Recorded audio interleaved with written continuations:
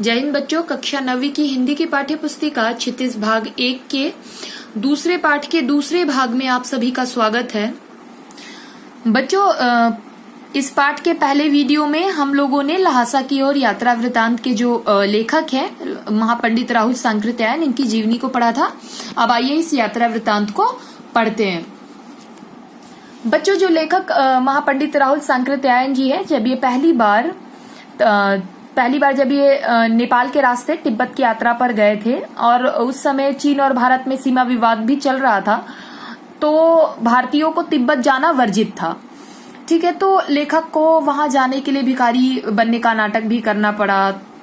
तो ये सारा कितना रोचक था और किस किस परिस्थितियों का उनको सामना करना पड़ा, तो इस पाठ में यह सब भी हम पढ़ेंगे। साथ ही साथ उन्होंने उस समय में, उस काल परिवेश में तिब्बती समाज के विषय में भी जानकारी दी है, तिब्बत की भौगोलिक स्थिति को भी बताया है और साथ ही साथ यह भी दर्शाया है कि उस वक्त जो तिब्बत का जो समाज था वो कैसा था। उसमें छुआछूत, जाति पात ऐसी कोई भावनाएं नहीं थी। और साथ ही साथ उन्होंने बड़ी रोचक चीजें बताई कि जो औरतें थी वहां पर, वो भी किसी से पर्दा नहीं करती थी। तो आइए सविस्तार इसे समझते हैं। बच्चों, लेखक यहाँ यह बता रहे हैं कि जब वो तिब्बत जाते हैं तो जिस रास्ते का उन्होंने, नेपाल के जिस रास्ते का उन्होंने प्रयोग किया था, उसी रास्ते से भारत की सारी वस्तुएं जो है वो तिब्बत जाया करती थी। अच्छा, और यह रास्ता इन्होंने इसलिए चुना था क्योंकि उस वक्त फरिंग कालिम्पोंग का रास्ता जो है वो नहीं खुला था, तो जो दार्जिलिंग जिले में पड़ता है, कालिम्पोंग का वो रास्ता नहीं खुला था। तो आप ये समझिए कि नेपाल ही नहीं, हिंदुस्तान की भी सारी चीजें जो है ये इसी रास्ते तिब्बत जाया करती थी। और यह जो रास्ता है वो व्यापारिक रास्ता नहीं था, यह एक सैनिक रास्ता भी था। तो जब लेखक वहां जाते हैं तो देखते हैं कि जगह जगह पर वहां पर चौकियां, फौजियों की चौकियां और किले भी बने हुए थे। तो वो बताते हैं कि इसमें, इन किलों और चौकियों में पहले कभी चीनी पलटन रहा करती थी। और फिर वो बताते हैं कि बहुत सारे जो फौजियों के मकान थे वो अब गिर चुके थे। दुर्ग के किसी भाग में जहां पहले किसानों ने अपना बसेरा लिया था, वहां भी तो कुछ घर तो आबाद, मतलब दिखते हैं कि वहां लोग रहते हैं। और उन्होंने एक और चीज बताया कि एक परित्यक्त, अबेंडन, मतलब छोड़ा हुआ एक चीनी किला भी था। तो वहां लेखक चाय पीने के लिए ठहरते हैं। ठीक है, तिब्बत में यात्रियों के लिए बहुत सी तकलीफें भी हैं और बहुत सारी आराम की भी बातें हैं। तो तकलीफें यह है कि तिब्बत के समाज में हथियारों का कानून नहीं था, लेकिन वहां पर आराम की बात यह है कि वहां छुआछूत, जाति पाति ऐसी कोई भी भावनाएं नहीं है। और साथ ही साथ सबसे अच्छी बात है कि वहां की औरतें जो है वो किसी से भी पर्दा नहीं करती थी।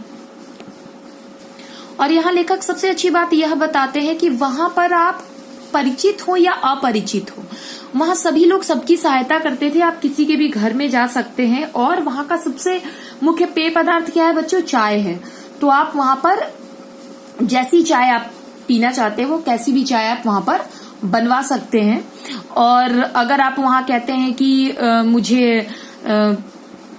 मुझे मक्खन वाली चाय चाहिए, या कैसी भी, या चोंगी में कूटकर दूध वाली चाय चाहिए, और अगर आप उनको दे देते हैं, तो अगर आपके मन में कहीं ऐसा भी आता है कि क्या पता मेरे पूरे चाय में वो पूरा मक्खन जाए या ना जाए, तो आप खुद भी रसोई घर में जा सकते हैं और अपनी चाय बना भी सकते हैं, बनवा भी सकते हैं और चाय भी अपने लिए ला सकते हैं। ठीक है, चाय का रंग तैयार हो जाने पर फिर नमक मक्खन डालने की जरूरत होती है। यहाँ लेखक बताते हैं कि जिस परित्यक्त चीनी किले में वे चाय पीने के लिए रुके थे, अच्छा, जिस परित्यक्त चीनी किले में लेखक रहते हैं, वहां उनके साथ एक मंगोल का एक भिक्षु होता है, सुमति। तो वो उसके साथ ही रहते हैं और उसके साथ ही वहां से निकलते हैं। और जो सुमति होता है उसको वहां के सारे रास्तों का अच्छी तरीके से ज्ञान होता है। जबकि 5 वर्ष के बाद जब वे एक सभ्य यात्री के रूप में घोड़े पर सवार होकर इसी रास्ते से आए, तो किसी ने उनको रहने के लिए जगह नहीं दी। अच्छा, यहाँ लेखक यह भी बताते हैं बच्चों कि जब ये भिक्षु के वेश में आए तो इनको रहने के लिए परित्यक्त चीनी किले में तो स्थान मिल गया, लेकिन जब ये 5 साल बाद बहुत ही अच्छे तरीके से, बहुत ही अच्छे वेशभूषा में यहाँ पर आए थे, तो उन्हें फिर पुनः रहने के लिए अच्छी जगह नहीं मिली थी और हम एक गांव के सबसे गरीब झोपड़े में ठहरे थे। बहुत कुछ लोगों की उस वक्त की मनोवृत्ति पर भी निर्भर है। खासकर शाम के वक्त छंग पीकर बहुत कम लोग होश हवास को दुरुस्त रखते हैं। यहाँ पर बच्चों लेखक ये कहते हैं कि किसी की वेशभूषा को देखकर उसका आकलन करना ये कहीं ना कहीं मनुष्य की मनोवृत्ति पर भी निर्भर करता है। तो यहाँ पर यह दिखाया गया है कि एक वक्त था जब पहली बार राहुल सांकृत्यायन जी तिब्बत आते हैं और किस भेष में आते हैं, भिखमंगे की भेष में। फिर भी इन्हें रहने को अच्छी जगह मिल जाती है। लेकिन जब दूसरी बार 5 साल बाद ये घोड़ों पर सवार होकर और एक भद्र यात्री मतलब अच्छे यात्री के भेष में संभ्रांत कुलीन कह लीजिए, अमीर कह लीजिए आप, तो आए तो उनको रहने के लिए कोई जगह भी नहीं मिली और बड़ी ही एक गरीब से झोपड़े में वो ठहरे थे। तो वो कहते हैं कि ये सारी चीजें किस पे डिपेंड करती हैं, ये मनोवृत्ति पर निर्भर करती हैं कि इंसान किस वक्त क्या सोच रहा होता है। और ये वहां पर एक मुख्य पेय पदार्थ है छंग जिसे कहते हैं। तो ये साथ ही यह बता रहे हैं कि वहां का मुख्य पेय पदार्थ क्या है, छंग। तो वहां के लोग शाम को क्या करते हैं, छंग पी लेते हैं और होश हवास उनको बहुत कम ही रहता है। तो शायद इस वजह से भी लेखक को अच्छी जगह शाम के वक्त रहने को नहीं मिली थी दूसरी बार। और जिस दिन लेखक और सुमति परित्यक्त चीनी किले में रुके थे उसी दिन वे लोग थोंगला के आखिरी गांव तक पहुंच गए थे। अब सबसे बड़ा विकट सफर था डांडा थोंगला को पार करना। डांडे तिब्बत में सबसे खतरे की जगह है। इसकी ऊंचाई कुल 16-17 हजार फीट होती है। तो उसके दोनों तरफ मीलों तक कोई गांव गिराह नहीं होते। नदियों के मोड़ और पहाड़ों के कोनों के कारण बहुत दूर तक आदमियों को भी नहीं देखा जा सकता। डाकुओं के लिए यह सबसे अच्छी जगह थी। वो थोंगला डांडा जो था, वो डांडे की जो जगह होती थी वह डाकुओं के लिए सबसे अच्छी जगह होती थी। तिब्बत के गांव में आकर खून हो जाए तब तो खूनी को सजा भी मिल सकती है। लेकिन अगर इस निर्जर स्थानों पर कोई आदमी मारा जाए या अगर किसी का खून हो जाए तो कोई भी परवाह नहीं करता था। सरकार या वहां की खुफिया विभाग जो थी वो पुलिस पर, उस वक्त तिब्बत की जो सरकार थी या खुफिया विभाग थी वो पुलिस पर इतना खर्चा भी नहीं करती थी। वहां गवाह भी तो कोई नहीं मिल सकता था और ऐसा वीराना था डांडा कि वहां डांडे की जगह की जहां वहां पर तो कोई गवाह भी नहीं मिल सकता था। डकैत सबसे पहले क्या करते थे, आदमी को मारते थे, फिर देखते थे कि उसके पास क्या कुछ है, अगर पैसा है कुछ भी है तो वो उसे लूट भी लेते थे। और सबसे बड़ी बात यह थी उस समय में, राहुल सांकृत्यायन जी इस यात्रा वृत्तांत में बताते हैं कि लोग जो वहां के थे वहां पर कोई हथियार का कानून नहीं था। तो वहां पर लाठियों की तरह, जैसे हम आराम से अपने साथ लाठी रखते हैं, लाठी का तो कोई लाइसेंस नहीं होता, वैसे ही वहां पर लोग लाठियों की जगह पर क्या रखते थे बच्चों, पिस्तौल रखते थे, बंदूक रखते थे। यदि जान से ना मारे तो खुद उसे अपने प्राणों का खतरा है। ठीक है, क्योंकि अब गांव में हमें मालूम भी हुआ कि पिछले ही साल थोंगला के पास खून हो गया था। शायद खून की हम उतनी परवाह नहीं करते क्योंकि हम तो भिखमंगे थे और जहां कहीं वैसी सूरत देखते टोपी उतारकर जीभ निकालकर कुच्ची दया करके भीख मांगते भी थे। लेखक ये कहते हैं कि हम तो भिखारी के वेश में गए थे पहली बार, मैं और सुमति, तो हमें तो इतना कुछ डर नहीं था क्योंकि हमारे पास ऐसा कुछ था ही नहीं तो हम संभ्रांत दिखते थे। और अगर कभी ऐसा होगा भी तो हम टोपियां उतार लेंगे और भीख मांगने की नकल करेंगे। लेकिन पहाड़ की ऊंची चढ़ाई थी, पीठ पर सामान लाद कर कैसे चलते, और अगला पड़ाव 16-17 मील से कम नहीं था। यहाँ पर फिर लेखक बताते हैं कि डांडे की चढ़ाई तो वो चढ़ गए थे और जो अगला उनका पड़ाव था वह भी 16-17 मील से तो कम नहीं था।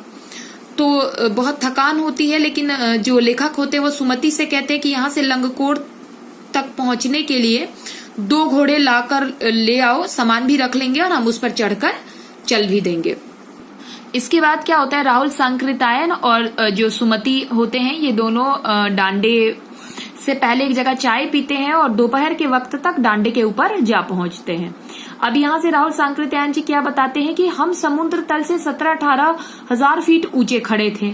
हमारी दक्षिण तरफ पूरब से पश्चिम की ओर हिमालय के हजारों श्वेत शिखर चले गए थे। वो बता रहे हैं कि जब वो डांडे के ऊपर पहुंचे थे तो वो कम से कम समुद्र तल से कितनी ऊंचाई पर थे, 17-18 हजार फीट की ऊंचाई पर थे। और वो बता रहे हैं कि दक्षिणी तरफ पूरब से पश्चिम पश्चिम की ओर जो क्या है हिमालय की श्वेत शिखर चले गए थे। भीटे की ओर दिखने वाले पहाड़ बिल्कुल नंगे थे, मतलब जो सबसे ऊपर पहाड़ थे वो बिल्कुल नंगे थे। नंगे इन द सेंस ना तो उनपे कहीं बर्फ की सफेदी थी और ना ही किसी प्रकार की कोई हरियाली ही दिखती थी। उत्तर की तरफ बहुत कम बर्फ वाली चोटियां दिखाई पड़ती थी। सर्वोच्च स्थान पर डांडे के देवता का एक स्थान था। हाँ, वहां जहां पर सबसे ऊपर जब वो डांडे के ऊपर पहुंचते हैं तो वहां पर वे क्या देखते हैं, पहले तो हर तरफ का नजारा देखते हैं कि कैसा है। तो वो बताते हैं कि कुछ पहाड़ जो थे वो बिल्कुल ही बर्फ भी नहीं थी, कोई हरियाली भी नहीं थी। कुछ पहाड़ों पर थोड़ी बहुत बर्फ भी चमकते थे। और जहां पर वो ऊपर पहुंचते हैं वहां पर एक डांडे के जो मंदिर होता है, जो डांडे के देवता का मंदिर है, वहां पर जाते हैं वे लोग, जो पत्थरों के ढेर, जानवरों के सींगों और रंग बिरंगे कपड़ों की झाड़ियों से सजाया गया था। वहां का जो मंदिर था वो वहां पर पत्थरों के ढेर, जानवर, भिन्न भिन्न जानवरों के सींगों से, रंग बिरंगे कपड़ों की झाड़ियों से सजाया गया था। अब हमें बराबर उतराई पर चलना था। पहले तो ये चढ़ाई पर चले, अब इनको उतराई पर चलना था। चढ़ाई तो मुश्किल थी लेकिन उतराई तो आसान ही होती है क्योंकि हमको नीचे की तरफ उतरना होता है। शायद 2-1 और सवार साथी हमारे साथ चल रहे थे और राहुल सांकृत्यायन जी बता रहे कि उन्हें तो अच्छे से कुछ याद नहीं है लेकिन उनके साथ कुछ और लोग भी घोड़े पर चल रहे थे। मेरा घोड़ा, अब यहाँ पर राहुल सांकृत्यायन जी ये बताते कि इनका घोड़ा जो है वो कुछ धीमा चलने लगा था। तो राहुल सांकृत्यायन जी को लगता है कि चढ़ाई के कारण ये थक गया है और राहुल सांकृत्यायन जी उसे मारना भी नहीं चाहते थे। अब धीरे धीरे क्या होता है, ये बिल्कुल पिछड़ जाते हैं। लेखक घोड़े को सजा नहीं देता, मारता नहीं है, तो क्या होता है धीरे धीरे सब लोग आगे निकल जाते हैं और वो पीछे ही रह जाता है। इसके बाद क्या होता है, लेखक जब पीछे रह जाता है तो एक जगह वो पहुंचता है जहां पर 2 रास्ते फूट रहे होते हैं और लेखक क्या करता है, बाएं वाला रास्ता चुन लेता है और वो मील 1.5 मील चला जाता है। आगे जाकर उसे क्या पता चलता है कि लंगकोर का रास्ता बायां वाला नहीं था, दायां वाला था। तो फिर वह लौटकर दूसरे रास्ते को पकड़ता है। अब इस कारण क्या होता है, वो बहुत ही उसे विलंब हो जाता है। 4-5 बजे के करीब वो गांव से जब मील भर दूर था तो वहां पर वो क्या देखते हैं कि वहां पर सुमति उनका इंतजार कर रहे हैं और मंगोलों का तो मुंह जैसा होता है, मुंह का जो आकार होता है वैसे ही लाल होता है और सुमति उस वक्त और ज्यादा गुस्से में थे। तो वे और ज्यादा, उनका चेहरा और ज्यादा लाल लग रहा था। उन्होंने कहा, मैंने 2 टोकरी कंडे फूंक डाले, 3 बार चाय को गर्म किया। मैंने बहुत नरमी से, यहाँ पर राहुल सांकृत्यायन जी बता रहे हैं कि सुमति बहुत गुस्से में कहते हैं कि मैंने 2 टोकरी कंडे भी फूंक डाले, 3 बार चाय को भी गर्म किया और आप तब तक नहीं आए। तो लेखक जो है बहुत ही नरमी के साथ जवाब देते हैं कि लेकिन मेरा कसूर नहीं है मित्र, देख नहीं रहे हो घोड़ा कैसा मुझे मिला है, मैं तो रात तक पहुंचने की उम्मीद करता था। खैर, सुमति का गुस्सा जल्दी ही शांत हो जाता है क्योंकि लेखक की इसमें कोई भी गलती नहीं होती है। अब लंगकोर में वह एक अच्छी जगह पर ठहरे थे, एक बढ़िया जगह मिली थी उन्हें। यहाँ भी उनके बहुत सारे यजमान थे। हाँ, ये सुमति जहां पर भी जाते हैं इनके यजमान पहले से ही होते हैं। पहले चाय सत्तू खाया गया, रात को गर्मा गर्म थुप्पा भी मिला। थुप्पा बच्चों वहां का सत्तू और चावल के साथ मूली को क्या करते हैं, हंडी और मांस के साथ पतली लेई की तरह पकाया गया एक पदार्थ होता है, उसे थुप्पा कहते हैं। तो उन लोगों ने वह भी खाया। अब लेखक लंगकोर से कहाँ आ गए बच्चों, तिंगड़ी। तो वो तिंगड़ी के विशाल मैदान में है और वहां पर कैसी भौगोलिक स्थिति है वो बता रहे हैं कि यहाँ पर जो पहाड़ों से घिरा हुआ यह जो तिंगड़ी का विशाल मैदान है वह पहाड़ों से घिरा हुआ टापू सा दिखता है, जिसमें दूर एक छोटी सी पहाड़ी मैदान के भीतर दिखाई पड़ती थी। उस पहाड़ी का नाम है तिंगड़ी समाधि गिरी। आसपास के गांव सुमति के बहुत सारे यजमान थे। जो सुमति इनके साथ मंगोल भिक्षु जो सुमति इनके साथ गया था तो उसके बहुत सारे यजमान थे आसपास के गांव में। तो सुमति क्या करता था, कपड़े की पतली पतली चीरी बत्तियों के गंडे बनाकर रखता था और उनके गंडे खत्म कब इसलिए नहीं होते थे क्योंकि वो जितने भी बोधगया से कपड़े लाते थे जिसके वो गंडे ताबीज बनाते थे, जब वो खत्म हो जाता था तो वो किसी भी कपड़े को चीरा लगाकर फाड़ कर उसके गंडे बना लेते थे। वह अपने यजमानों के पास जाना चाहते थे। सुमति जी जो थे, जो राहुल सांकृत्यायन जी के साथ इस यात्रा पर थे, वे बार बार अपने यजमानों के पास जाया करते थे। तो राहुल सांकृत्यायन जी ने यह सोचा कि अगर मैं इन्हें हर जगह जाने दूं तो यह तो हफ्ता भर उधर ही लगा देंगे। तो उन्होंने कहा कि आप इधर उधर न जाइए, सुमति जी आप इधर उधर न जाइए, हम जिस गांव में ठहरेंगे ना आप उसमें ही भले गंडे बांध दीजिएगा, और लेकिन उसके आसपास के गांव में मत जाइएगा। और मैं क्या करूंगा, जब मैं लहासा पहुंचूंगा तो मैं आपको लहासा पहुंचकर पैसे दे दूंगा, उस बदले में जितने आप गंडे बांट कर लोगों से जो पैसे लेते हैं वो मैं लहासा पहुंचकर आपको दे दूंगा। सुमति ने इस बात को स्वीकार कर लिया। दूसरे दिन हमने भरिया ढूंढने की कोशिश की लेकिन कोई न मिला। बच्चों, भरिया हम कहते हैं भारवाहक को, जो हमारा बोझ ढोते हैं, हमारे सामान को लेकर ऊंची चढ़ाइयां चढ़ते हैं। तो ये लोग क्या करते हैं, दूसरे दिन भरिया ढूंढते हैं लेकिन कोई भी भरिया वहां पर नहीं मिलता। सवेरे ही चल दिए होते तो अच्छा था। अब ये लोग क्या सोचते हैं कि भरिया भी नहीं मिला, अगर हम लोग सुबह सुबह चल देते तो अच्छा था, क्योंकि जब ये लोग 10-11 बजे के करीब चल रहे थे तो बहुत ही तेज धूप पड़ रही थी। अब यहाँ पर ये भौगोलिक स्थिति बताते हैं कि तिब्बत की धूप बहुत ही कड़ी होती है। यद्यपि थोड़े से भी मोटे कपड़े से सिर को ढक लो तो गर्मी खत्म तो हो जाती है, परंतु अगर 2 बज गए और अगर आप सूरज की तरफ मुख करके चल रहे हैं तो आपका ललाट जो है वो धूप से जलेगा और पीछे का कंधा जो है वो बर्फ की ठंडक से कैसा हो जाएगा, बिल्कुल बर्फ की भांति ठंडा हो जाएगा। तो ये कहते हैं राहुल सांकृत्यायन जी की भरिया तो मिला नहीं और हालत ऐसी थी, फिर भी उन लोगों ने क्या किया, पीठ पर अपनी अपनी चीजें लादी, डंडा हाथ में लिया और चल पड़े। यद्यपि सुमति के परिचित तिंगड़ी में भी थे लेकिन वह एक और यजमान से मिलना चाहते थे, इसलिए आदमी मिलने का बहाना कर शेखर बिहार की ओर चलने के लिए कहा। अच्छा, अब यहाँ पर क्या होता है, जिस जगह पर ये लोग गुजर रहे होते हैं वहां पर भी सुमति के यजमान होते हैं और वे उनसे मिलना भी चाहते हैं, लेकिन ये जो राहुल सांकृत्यायन जी होते हैं बहाना बना देते हैं कि नहीं, पहले आप शेखर विहार चलिए, वहां पर भी आप यजमानों से मिल सकते हैं। तिब्बत की जमीन, अच्छा यहाँ पर अब इसके बाद राहुल सांकृत्यायन जी तिब्बत की जो भौगोलिक स्थिति के दौरान ही यह बताते हैं कि वहां पर जमीनों का बंटवारा कैसा था या जमीनें किस तरीके से थी। तो बताते हैं कि यहाँ पर जो जमीन थी वो छोटे छोटे जागीरदारों में बटी थी। ये जो जागीर थे इनका बहुत ज्यादा हिस्सा मठों को, मतलब ये बौद्ध विहारों को दिया गया था, मठों के हाथ में था। अपनी अपनी जागीर में हर एक जमींदार कुछ खेती खुद करता था, जिसके लिए वह मजदूर बेगार में मिल जाते थे। वहां पर खेती करने के लिए मजदूर भी मिल जाया करते थे। खेती का इंतजाम देखने के लिए वहां कोई भिक्षु भेज दिया जाता था जो जागीर के आदमियों के लिए राजा से कम नहीं होता था। अच्छा, खेती का इंतजाम देखने के लिए जो मठ के जो अधिकारी होते थे, क्योंकि मठों के पास ज्यादा जमीन हुई करती थी या उनका हक होता था उन जमीनों पर, तो वो भिक्षु को भेज देते थे। जो जागीर के आदमियों के लिए, जो जागीर के लोग होते थे जो उन खेतों में काम करते, उनके लिए वो बिल्कुल राजा के समान होते थे। शेखर की खेती के मुखिया भिक्षु बड़े, जिनका नाम नमसे था, बड़े ही भद्र पुरुष थे। ये वहां पर राहुल सांकृत्यायन जी किससे मिलते हैं, शेखर की खेती के मुख्य भिक्षु से, शेखर बिहार के। तो उनका नाम नमसे होता है। वो बहुत ही भद्र, बहुत ही कुलीन व्यक्ति थे और सभ्य भी थे। वह बहुत प्रेम से मिलते हैं। हालांकि उस वक्त मेरा भेष ऐसा नहीं था कि उन्हें कुछ भी ख्याल करना चाहिए।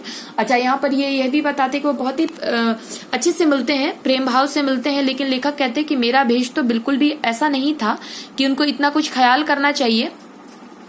फिर आगे वह बताते कि यहाँ एक बहुत ही सुंदर मंदिर था जहाँ कंजूर बुद्ध वचन अनुवाद की हस्तलिपियां थी। ठीक है, वहां पर ये बताते हैं कि एक मंदिर था जिसमें कंजूर बच्चों उसको कहते हैं, जिसमें बुद्ध वचन, गौतम बुद्ध के वचनों को का अनुवाद लिखा गया था। तो उसकी 103 हस्तलिपियां थी, 103 पोथियां थी और 103 पोथियों को देखकर महापंडित सांकृत्यायन जी ने अपना आसन भी वहीं लगा लिया। और आपको तो पता ही है कि स्वभाव से ये यायावर भी थे और इन्हें महापंडित की उपाधि इसलिए मिली थी क्योंकि ये कुशाग्र भी थे।